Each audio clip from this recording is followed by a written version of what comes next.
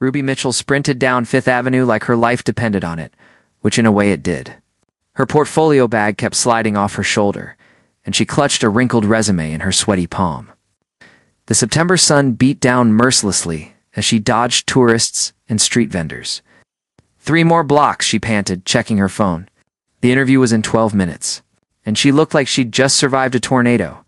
She rounded the corner of West 42nd Street and spotted the gleaming office tower, where Henderson Design Studios occupied the top 3 floors. This was it. Her chance to finally break into legitimate design work instead of making flyers for pizza shops. Ruby stopped to catch her breath and spotted her.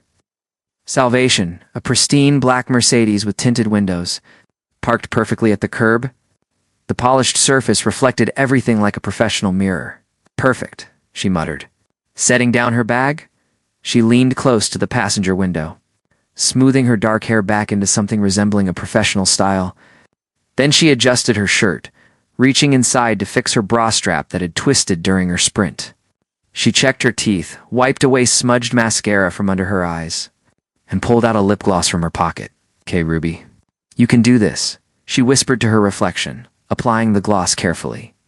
"You're qualified, you're talented, you're not going to mess this up." That's when she noticed it. A piece of spinach. Right there. Between her front teeth. From the salad she'd stress-eaten an hour ago. "Are you kidding me?" she hissed, leaning even closer to the window and trying to dig it out with her fingernail, while making faces that would have horrified anyone watching. Except someone was watching. The window rolled down smoothly, revealing the interior of the car and a man who looked like he'd stepped out of a cologne advertisement. Dark hair perfectly styled, sharp jawline, wearing a charcoal suit that probably cost more than Ruby's monthly rent. Ruby froze, her fingers still near her mouth, eyes wide with horror. "Need some help?" the man asked, his voice smooth and clearly amused. Or maybe an actual mirror. Ruby's face turned bright red. She slowly lowered her hand, trying to salvage whatever dignity she had left. "I can explain. This is the most entertaining thing that's happened to me all week." She straightened up, adjusting her bag on her shoulder. "Your window was shiny. I had an interview. Time was running out. Simple emergency grooming situation. Nothing weird about it. You were adjusting your undergarments on a public street, using my car as a mirror. That's slightly weird. Your car shouldn't be so reflective then," Ruby shot back, defensive. "That's basically entrapment." The man laughed, a genuine sound that made his eyes crinkle at the corners. "So it's my car's fault?" "Partially, yes." Ruby checked her phone. 8 minutes now. "Look, I really need to go. I have an interview that will change my life, assuming I haven't already used up all my luck on this humiliating encounter. Design position at Henderson Studios. It's a huge opportunity for someone like me." She paused. "Not that you asked for my life story, but here we are." James Blackwood studied her for a moment. Something about her directness and humor in the face of embarrassment intrigued him. "Henderson Studios. Good company. What's your name?" "Ruby Mitchell. And before you ask, yes, I always make spectacular first impressions. Last week I spilled coffee on myself during a video interview. The week before that, I sent my portfolio to the wrong email address. I'm basically a walking disaster. Yet you keep trying. What else am I supposed to do? Give up?" Ruby's voice carried genuine determination beneath the self-deprecating humor. "I'm good at what I do. Really good. I just need someone to give me a chance to prove it." James reached into his jacket pocket and pulled out a business card. "Take this." Ruby looked at the card. Her eyes widened. "James Blackwood, CEO. Blackwood Technologies." She looked up at him. "You're James Blackwood." That's what the card says. The James Blackwood who started that app development company that everyone's talking about? Guilty. Ruby's mind raced. "Why are you giving me your card?" "Because I like people who don't quit, even when they probably should. And because you made me laugh, which doesn't happen often during business hours." He gestured toward the building behind her. "Go to your interview. Do your best. But if it doesn't work out, or even if it does, and you want something different, call me. You're offering me a job after watching me pick spinach out of my teeth using your car window? I'm offering you an opportunity. What you do with it is up to you. James started rolling up the window. Good luck, Ruby Mitchell. Try not to assault any more vehicles on your way inside. Ruby stood there for a moment, clutching the business card before reality kicked in. 5 minutes. She shoved the card in her pocket and ran toward the building entrance. The interview was a blur. Ruby presented her portfolio, answered questions about her design philosophy, tried to appear professional despite her racing heart. The interviewer, a stern woman named Patricia Henderson, looked unimpressed throughout. We'll be in touch, Patricia said finally, in a tone that clearly meant, don't hold your breath. Ruby left the office feeling deflated. She'd known it was a long shot, but the rejection still stung. Outside, she pulled out James's card and stared at it. Her phone buzzed. A text from Natalie, her roommate. How'd it go? Ruby typed back, bombed the interview, but met a hot CEO who saw me adjusting my bra in his car window. Normal Tuesday? 3 dots appeared. Then, I need details immediately. Instead of heading home, Ruby found herself walking to a small coffee shop around the corner. She ordered the cheapest item on the menu and sat by the window. Turning James's card over in her hands, what did she have to lose? She pulled out her phone and typed an email before she could overthink it. It's Blackwood. This is Ruby Mitchell, the girl who terrorized your Mercedes this morning. Thank you for the card and the unexpected kindness. I don't know if you were serious about the opportunity, but I'm attaching my portfolio just in case. Even if nothing comes of it, thank you for not calling the police on me for window harassment. Best regards, Ruby. She hit send before she could change her mind. Her phone rang 30 seconds later. Unknown number. Hello? Ruby Mitchell? Window terrorist? James's voice carried amusement. I just got your email. Can you come to my office tomorrow morning? 9 o'clock? Ruby nearly dropped her coffee. Tomorrow? Seriously? Unless you're busy assaulting other luxury vehicles. No, I'm free. Completely free. I'll be there. Blackwood Technologies, Hudson Yards? Ask for me at reception. He paused. And Ruby. Maybe use an actual mirror this time. After he hung up, Ruby sat there in disbelief. She texted Natalie, emergency. Come home now. I need to pick an outfit that says hire me, not I use car windows as mirrors. The response came instantly. On my way? This story better be good. Ruby smiled despite herself. 24 hours ago, she'd been just another struggling designer in New York, barely making rent and wondering if she'd ever catch a break. Now she had an appointment with one of the city's most successful young entrepreneurs. She looked out the window at the busy street, watching people rush past with their own dreams and disasters. Somewhere out there, life was happening in unexpected ways. Tomorrow, she'd walk into Blackwood Technologies with her head high and her portfolio polished. She'd prove that the girl who used a car window as a mirror was also someone worth taking seriously. But first, she needed to figure out what to wear. And maybe buy an actual pocket mirror, just in case.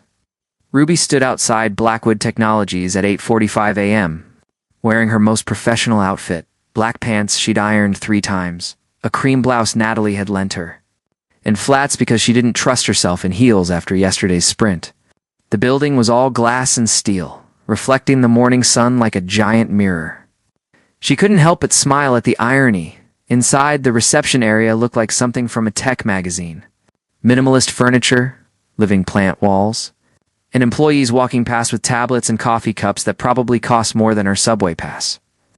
I'm here to see James Blackwood, Ruby told the receptionist. Trying to sound confident, the woman smiled warmly. Ruby Mitchell. He's expecting you. 15th floor, sweetie. The elevator ride felt endless. Ruby rehearsed what she'd say, checked her teeth in the mirrored walls, and tried not to fidget with her portfolio bag. James was standing by floor-to-ceiling windows when his assistant showed her in. He turned, and Ruby was struck again by how different he seemed from yesterday. More formal, more CEO-like, but his smile was genuine. Ruby, glad you found the place without using any cars as mirrors. I managed to restrain myself, she replied, relaxing slightly. Though your lobby has excellent reflective surfaces if I'd needed backup. He gestured to a chair. Let's talk about what you do. For the next hour, Ruby walked him through her portfolio. Design work for small businesses, a few freelance projects, her personal experiments with user interface concepts. James asked thoughtful questions, occasionally making notes on his tablet. This one, he pointed to a mobile app mock-up she'd created. Tells me you understand user experience in ways most designers don't. You're thinking about the person holding the phone, not just the screen. Because I am that person, Ruby explained. I can't afford most of the apps and services out there, so I think about what would actually help people like me. Simple, clear, no frustration. I need someone on my team who thinks that way. We're developing products for everyday people, but most of my designers went to expensive schools and don't remember what it's like to check your bank account before buying coffee. Ruby's heart raced. Are you offering me a position? Junior designer working directly with the development team on our new project. It's not glamorous. Long hours, tight deadlines, and you'll be learning our systems from scratch. He named a salary that made Ruby's eyes widen. It was more than she'd made in the last 6 months combined. Monday. Unless you need time to think about it. I don't need time. I accept. James extended his hand. Ruby shook it, feeling the firmness of his grip and the calluses that suggested he did more than just sit in an office. Welcome to Blackwood Technologies. Ruby, try not to make your first impression here as memorable as the one yesterday. No promises, she grinned. The first 2 weeks were overwhelming. Ruby shared an open workspace with 5 other designers, all friendly but clearly more experienced. Her supervisor, David Grant, was James's business partner and the complete opposite. Loud, energetic, and prone to bursting into spontaneous brainstorming sessions. Ruby. New thought. David would shout across the office. What if the home screen felt more like opening a familiar book instead of a control panel? She'd learn to roll with it, sketching ideas as fast as David threw concepts at her. James appeared occasionally, usually during team meetings. He'd stand at the back of the room, watching presentations with an unreadable expression. Ruby tried not to notice how his presence changed the energy in the room, or how her voice became slightly more confident when she knew he was listening. One Thursday afternoon, David called her into his office. We've got a problem. Client meeting tomorrow in Boston. Our lead designer just came down with the flu, and we need someone to present the interface mock-ups. Oh, yes. Ruby's stomach dropped. Tomorrow? Boston? I know it's sudden, but you know this project better than anyone else right now. James and I will be there, but we need a designer who can walk them through the visual elements. I never presented to a client before. It's first time for everything. Train leaves at 6 a.m. Pack professional clothes and confidence. Fake the confidence if you need to. That evening, Ruby practiced her presentation in her tiny apartment while Natalie watched from the couch. Sound robotic, Natalie observed. Just talk like you're explaining it to me. You're good at that, Ruby tried again, loosening up her language. By midnight, she felt almost ready. Almost. The train ride to Boston was quiet. Ruby sat across from James, both of them working on laptops. David was on calls the entire time, his voice carrying through the car despite his attempts at discretion. Nervous? James asked during a rare moment of silence. Terrified, Ruby admitted. What if I mess up? Then you'll learn something. That's more valuable than a perfect presentation. He closed his laptop.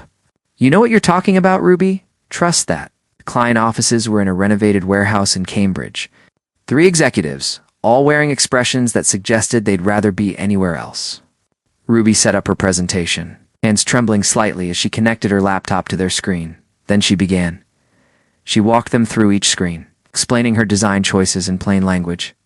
When they asked technical questions, she didn't pretend to know answers she didn't have. That's outside my area, but David can address the back-end infrastructure. One executive, a woman named Patricia, kept asking pointed questions. Ruby answered honestly, even when it meant admitting limitations in the current design. So you're saying this interface won't work for power users who want advanced features immediately accessible? Patricia challenged. Not in version 1, no.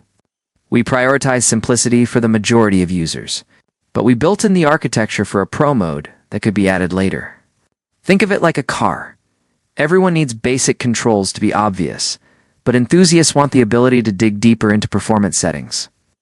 Patricia nodded slowly. I like that analogy. Yes. After 2 hours, they wrapped up. The client said they'd review and get back to the team. Ruby couldn't read their expressions. On the train back, David was ecstatic. You killed it. Patricia loved you. Did you see her nodding? I thought she was trying to find holes in my logic. Oh, she was, James interjected quietly. But you held your ground without getting defensive? That's rare. Ruby felt warmth spread through her chest. Coming from James, that meant something. Back in New York, Ruby fell into a rhythm. Work consumed her days, and she loved it. The projects challenged her. The team respected her ideas, and slowly, she stopped feeling like an imposter who'd stumbled into success. But there was one complication she hadn't anticipated. James, it started small. The way he'd stop by her desk with coffee exactly how she liked it. How he remembered small details from their conversations.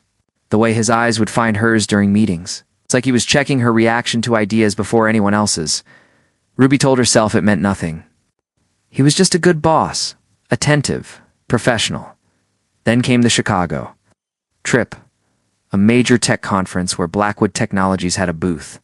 The entire design team was going, along with James and David. 3 days of networking, presentations, and showcasing their new platform. Ruby shared a hotel floor with the team. James was 2 doors down from her room. The first night, exhausted from travel, she ordered room service and was settling in when someone knocked. James stood in the hallway. Loosened tie, jacket gone, looking tired. Hey. Group is getting drinks downstairs. Wanted to make sure you got the message. I did. Just tired. Mind if I join you? I'm not in the mood for crowds either. Ruby's heart hammered. Sure, come in. Fair warning, I'm in sweatpants and there's no pretending I'm professional right now. Smiled, stepping inside. Good. I'm exhausted of being professional. They ended up talking for 2 hours. Not about work, but real things. James told her about starting his company with David, about failing twice before Blackwood Technologies succeeded. Ruby shared her struggles before this job, the uncertainty, the fear that she'd never make it. You know what I remember most about meeting you? James asked, sitting on the chair by the window. Not the car window thing, though that was memorable. It was what you said about people giving you a chance. You weren't entitled. You were just honest about working. Hard if someone believed in you. You took a risk on the girl using your Mercedes as a mirror. Best decision I've made this year. The air between them felt different. Charged. Ruby knew she should say goodnight, maintain boundaries, but neither of them moved. James stood finally. I should go. Early morning tomorrow, right? Big day. At the door, he paused. Ruby, I want you to know that no matter what, your job is secure because you're talented. Nothing else. She understood what he wasn't saying. I know. After he left, Ruby sat on the bed, heart racing. This was dangerous territory. Office relationships rarely ended well, especially when one person was the CEO. But something was happening between them. Pretending otherwise was becoming impossible. The conference went well. Their booth attracted attention. Ruby handled product demonstrations with growing confidence, and by the final day, they'd secured 3 new partnership discussions. On the flight home, Ruby sat next to David while James worked across the aisle. David leaned over conspiratorially. Can I ask you something personal? That depends on the question. Are you and James involved? Ruby's face flushed. What? No, why would you think that? Because he looks at you the way I looked at my wife before I finally got the courage to ask her out, and you look at him the same way when you think no one's watching. David, he's my boss. That's complicated. Life is complicated. Doesn't mean you ignore what's right in front of you. He settled back in his seat. Just think about it. And for what it's worth, I've never seen him this happy at work. You're good for him. Ruby stared out the window at the clouds below, her mind spinning. What was she supposed to do with that information? Back at the office the following week, rumors started, small at first. Whispers in the break room that stopped when Ruby entered. Knowing looks from coworkers, Natalie confirmed her fears over dinner. There are posts on the company message board. Nothing explicit, just speculation about you and James. Based on what? Chicago trip. Apparently someone saw him leaving your hotel room. Ruby put her head in her hands. He was there for 20 minutes. We just talked. I believe you. But office gossip doesn't care about facts. The next morning, Ruby found an anonymous note on her desk. Sleeping your way to the top. Classy. She crumpled it, fighting tears. She'd worked so hard to prove herself, and now people thought her success was about James, not her abilities. She needed to talk to him. This couldn't continue. Ruby knocked on James's office door after hours, when most of the team had left. Come in, she entered, closing the door behind her. We need to talk about the rumors. James's expression darkened. I've heard them. I'm handling it. How? By ignoring it? James, people think I'm only here because of you. It's undermining everything I've worked for. Your work speaks for itself. Does it? Because that note I found today suggests otherwise. She showed him the crumpled paper. His jaw tightened. Who wrote this? Does it matter? The damage is done. People are questioning my credibility. James stood, moving around his desk. Ruby, listen to me. You earned your position here. Everything you've accomplished is because you're talented, dedicated, and creative. Anyone who suggests otherwise is wrong. But they're not entirely wrong, are they? Ruby's voice cracked. Something is happening between us. I'm not imagining it. Silence stretched between them. No, James said finally. You're not imagining it. Then we have a problem. What do you want me to say? That I haven't thought about this? That I don't look forward to seeing you every day? That working with you isn't the highlight of my schedule? He ran a hand through his hair. I've tried to keep this professional, Ruby, but you make that incredibly difficult. I didn't come here looking for this. Neither did I, but here we are. Ruby took a shaky breath. I can't be the girl who slept with her boss. I won't do that to myself or my career. Then what do you suggest? I don't know. But we need to figure it out before this destroys everything we've both worked for. James nodded slowly. Agreed. We'll keep distance. Strictly professional interactions. No more late conversations. No more trips where we're alone. Right, professional? Sounded reasonable. Logical. So why did it make Ruby's chest ache? She left his office feeling hollowed out. It's like she'd made the right choice for all the wrong reasons. The next 3 weeks were torture. Ruby and James barely spoke, except during team meetings. When they passed in hallways, they exchanged polite nods. Nothing more. The easy rapport they'd built disappeared behind walls of professional distance. Ruby threw herself into work, staying late, taking on extra projects. If people were going to whisper about her, she'd give them proof that she belonged there based on merit alone. David noticed. He cornered her in the kitchen one afternoon while she made her third coffee of the day. You look exhausted. Big project deadline. Ruby, we both know that's not why you're working yourself to death. He lowered his voice. You and James are miserable. The whole office can feel it. We're being professional.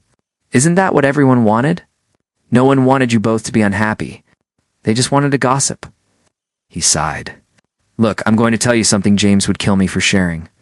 Before you started here, he was just going through the motions. Brilliant at his job? Sure, but no passion. Then you showed up with your car window incident and terrible jokes, and suddenly he was excited about work again. That matters, David. I can't be responsible for his happiness. I'm not saying you should be. I'm saying maybe happiness is worth fighting for, even when it's complicated. That evening, Ruby got a text from Natalie. Emergency drinks at our place. I'm bringing reinforcements. The reinforcements turned out to be 2 bottles of wine and Natalie's girlfriend, June, who worked in HR at a different company. Okay, June said, pouring wine. Let's talk about workplace relationships legally and practically. I'm not having a workplace relationship, Ruby protested, but you want to? And he wants to. So let's discuss how it could work without destroying your career. For the next hour, June outlined policies, precedents, and pitfalls. The key is transparency. If there's a relationship, it needs to be disclosed to HR. You'd need to report to someone other than James. There would be paperwork, boundaries, oversight. That sounds unromantic and complicated. Most real relationships are. The question is whether it's worth navigating the complexity. Ruby stared into her wine glass. What if it doesn't work out? Then I've risked everything for nothing. Or, Natalie countered, you risk nothing and spend the rest of your life wondering, what if? That sounds worse to me. Later that night, alone in her room, Ruby made a list. Pros and cons. Logical reasoning. But every practical argument against being with James crashed against one stubborn truth. She was falling for him. And denying it wasn't making it go away. The next morning, Ruby arrived at work determined to have an honest conversation with James. But his office was dark. His assistant said he'd called in sick. James never called in sick, without overthinking it. Ruby left work early and went to his apartment. She'd only been there once for a team dinner months ago, but she remembered the address. The doorman let her up after calling for approval. James answered the door in sweatpants and a t-shirt, looking decidedly un-CEO-like. His hair was messy, face unshaven. Ruby, what are you doing here? You weren't at work. I was worried. Stepped aside to let her in. The apartment was immaculate, except for a blanket and laptop on the couch. I needed a day to think. About whether I can keep working with you like this. Pretending I don't feel what I feel. Ruby's heart raced. And what did you conclude? That I'm tired of pretending. That I'd rather deal with complicated HR paperwork and office gossip than spend another day avoiding you. Right. He moved closer. But I won't ask you to risk your career for me. If you want to keep things professional, I'll respect that. I'll find a way to make it work. What if I don't want professional? Then you need to tell me that clearly, because I'm not going to assume anything. Ruby took a breath. I've spent 3 weeks trying to convince myself that keeping distance was the smart choice. That protecting my career mattered more than this feeling in my chest every time I see you. But David said something that stuck with me. He said happiness is worth fighting for. David talks too much. It's not wrong, though. Ruby stepped closer. I'm terrified, James. Terrified of what people will say. Of how this might change things at work. Of what happens if it doesn't work out. But I'm more terrified of walking away and always wondering what we could have been. James reached out, tucking a strand of hair behind her ear. So where does that leave us? I think it leaves us figuring this out together, carefully. With transparency. And probably lots of awkward conversations with HR. I can live with that. There are conditions, Ruby added quickly. I need to report to David, not you. I need people to know I'm succeeding because of my work, not because I'm dating the CEO. And we keep personal and professional separate as much as possible. Agreed. Anything else? If this becomes a problem for my career, if people stop taking me seriously, we reevaluate. I won't sacrifice everything I've worked for. I wouldn't ask you to. James smiled. Are we really doing this? I think we are. Unless you're having second thoughts. About dating the girl who attacked your car with her bra. Adjustments. It's actually my favorite. Thing about you? You have terrible taste. Apparently. So, he pulled her closer. But I'm okay with that. Their kiss was soft at first, tentative, like they were both afraid of breaking something fragile. Then deeper, more certain, like they'd both been holding back too long. When they finally pulled apart, Ruby rested her forehead against his. Monday's going to be interesting. Ow. Monday we talk to HR, file the paperwork, and deal with whatever comes next. Together. The following Monday, Ruby and James sat in HR's office with David as their witness. The HR director, a no-nonsense woman named Helen, listened to their situation without visible judgment. All right, Helen, said finally. This is manageable. Ruby, you'll report directly to David, James. You'll recuse yourself from any decisions regarding Ruby's compensation, promotion, or performance reviews. You'll both sign disclosure agreements, and we'll have quarterly check-ins to ensure there are no conflicts of interest. It took 2 hours to complete all the paperwork. When they left Helen's office, David grinned. Well, that was romantic. Shut up, James, and Ruby said simultaneously. Word spread through the office quickly. Some people were supportive, others skeptical. Ruby heard whispers but held her head high. She'd filed the proper paperwork, taken the necessary steps, and most importantly, she kept producing excellent work. A week later, during a team meeting, Ruby presented a new project she'd been developing independently. When she finished, The room erupted in spontaneous applause. Even the people who'd whispered about her relationship with James were nodding approval. After the meeting, one of the senior designers, a woman named Rachel who'd been cool toward Ruby for weeks, approached her desk. That presentation was exceptional. I owe you an apology. I assumed things about you that weren't fair. Thank you, Ruby said carefully. That means a lot. For what it's worth, I've watched how hard you work. You're here before most people and leave after almost everyone. Whatever you have with James, it's clear you're not coasting on it. These small moments of recognition began adding up. Ruby realized that while some people would always whisper, the ones whose opinions truly mattered were judging her on her work, not her relationship. 3 months later, Ruby stood in front of a packed conference room presenting Blackwood Technologies' new platform to potential investors. James sat in the back row, deliberately distant. Letting her shine without any appearance of favoritism, she nailed the presentation. Questions came rapid fire, and she handled each one with confidence born from genuine expertise. When it ended, investors approached her directly, asking for her card. Wanting to discuss her design philosophy further, David caught up with her afterward. You know what happened in there? What? They stopped seeing you as James's girlfriend. They started seeing you as Ruby Mitchell, the designer who's revolutionizing user interface concepts. That evening, Ruby and James had dinner at a quiet restaurant far from their office. They developed a routine. Professional at work, personal everywhere else. Clear boundaries that protected both their relationship and her career. I'm proud of you, James said over dessert. Not as your boyfriend. As someone who recognized talent when he saw it adjusting her bra in his car window, Ruby laughed. Are you ever going to let that go? Absolutely not. It's our origin story. It's a terrible origin story. It's our terrible origin story. He reached across the table, taking her hand. I love you, Ruby Mitchell. She'd known it was coming. Felt it in the way he looked at her, the small gestures. The careful balance he maintained between supporting her and letting her succeed independently. But hearing the words still made her breath catch. I love you too, she replied. Even though you have an unnecessarily fancy car that causes women to have grooming emergencies. I'll consider trading it for something less reflective. Don't you dare. That car changed my life. 6 months after that first awkward encounter, Ruby had built a reputation that stood independent of her relationship. She'd proven herself through countless projects, presentations, and innovations. When people introduced her at industry events, they led with her accomplishments. Not her connection to James, Natalie helped her move into a bigger apartment. One Ruby could actually afford thanks to her salary and a raise she'd earned through David's evaluation process, not James's influence. Remember when you were eating ramen for dinner and stress crying over job applications? Natalie asked, setting down a box. That was less than a year ago. Look at you now. Successful designer, healthy relationship, apartment with closet space. I have truly arrived. You have, and you did it the right way. No shortcuts, no compromises. That night, James came over with takeout.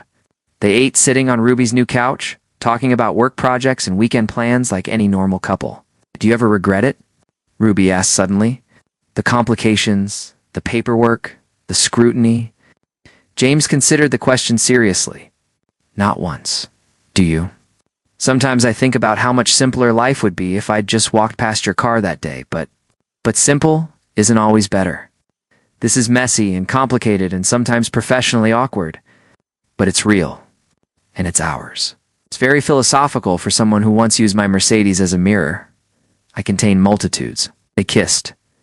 Comfortable now with each other in ways they hadn't been at the beginning. The uncertainty had faded, replaced by something solid and earned. Ruby's phone buzzed with an email.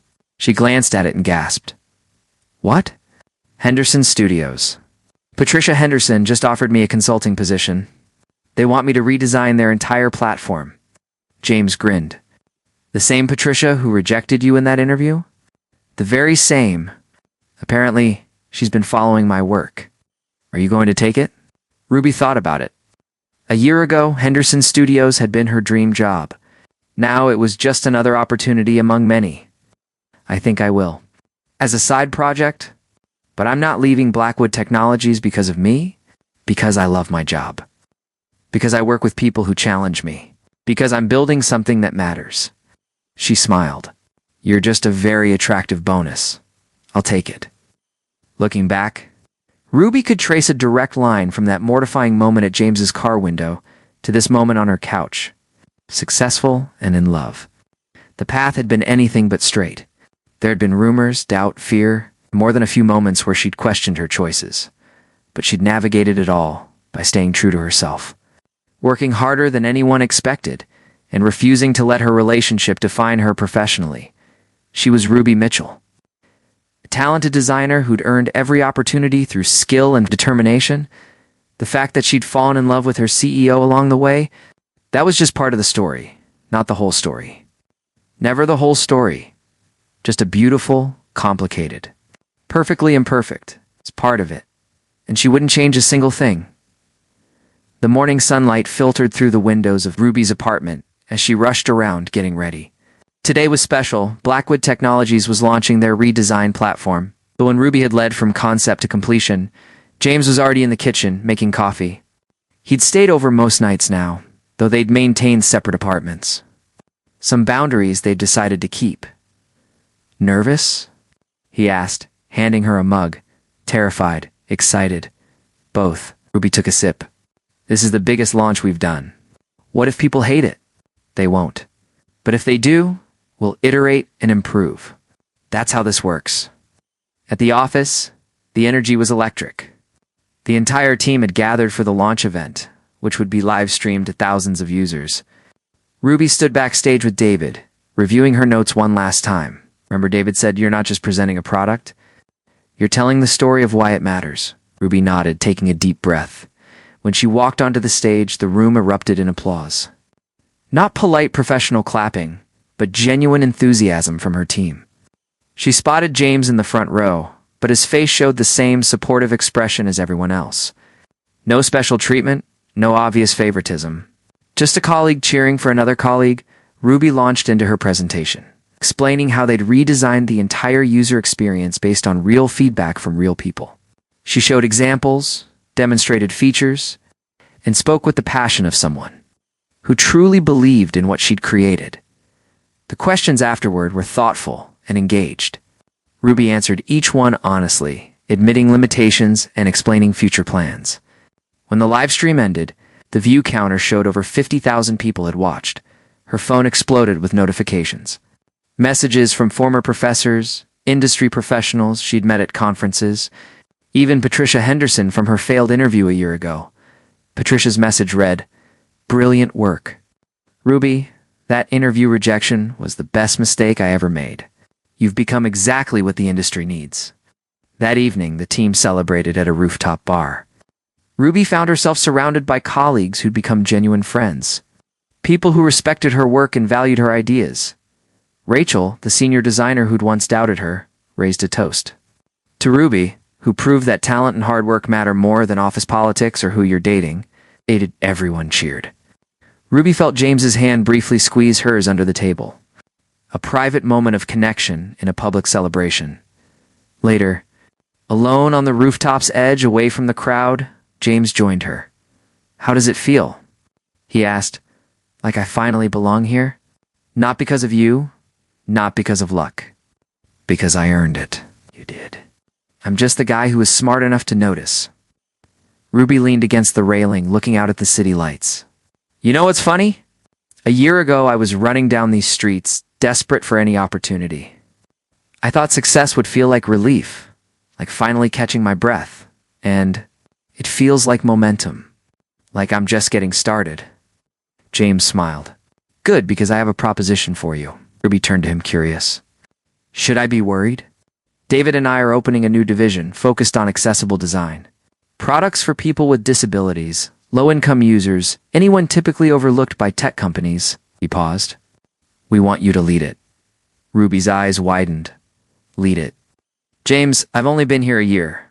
And in that year, you've proven you understand how to design for people, not just interfaces.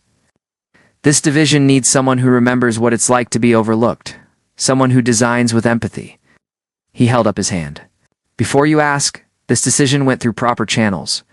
David proposed it, the board approved it, and HR signed off. I recused myself from the vote. They really approved this? Unanimously. You've earned this, Ruby. She looked back at the city, processing. Leading a division meant more responsibility, higher visibility, and the chance to make a real difference for people like her younger self. I accept, she said finally. When do I start? Next month. After you take a vacation? You've been working nonstop for a year, says the CEO who never takes time off. Actually, James pulled an envelope from his jacket. I booked us a week in Maine. Quiet cabin, no internet. Just us. Ruby took the envelope, laughing. You really do have this all planned out. I learned from the best. You always have backup plans for your backup plans. They stood together in comfortable silence, watching the city that had challenged them, tested them, and ultimately given them both more than they'd imagined possible. Ruby thought about that morning a year ago, frantically fixing her appearance in a car window, convinced she was about to miss her one chance. She'd had no idea that moment would lead here, to professional success. Genuine love and a sense of belonging she'd spent her whole life seeking. Hey, James? Yeah, thanks for not having me arrested for window assault, he laughed, pulling her close. Best decision I ever made. The party continued behind them, but for a moment, they just stood there together. Two people who'd found each other in the most unexpected way, who'd navigated every complication with honesty and respect, who'd built something real in a world that often valued appearances over authenticity. Ruby. Mitchell had come to New York chasing dreams with nothing but talent and determination. She'd found both success and love, not by compromising one for the other, but by refusing to let anyone define her worth except herself. And if she occasionally still checked her reflection in shiny car windows, well, some habits were worth keeping, especially when they led to something extraordinary. The Ian DeRuby and Jones's story shows that love and career success aren't mutually exclusive when approached with honesty, hard work, and proper boundaries.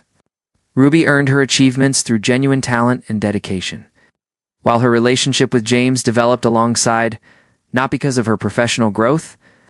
Their story is about two people who found each other at the right time and chose to navigate complexity together rather than take the easy path apart.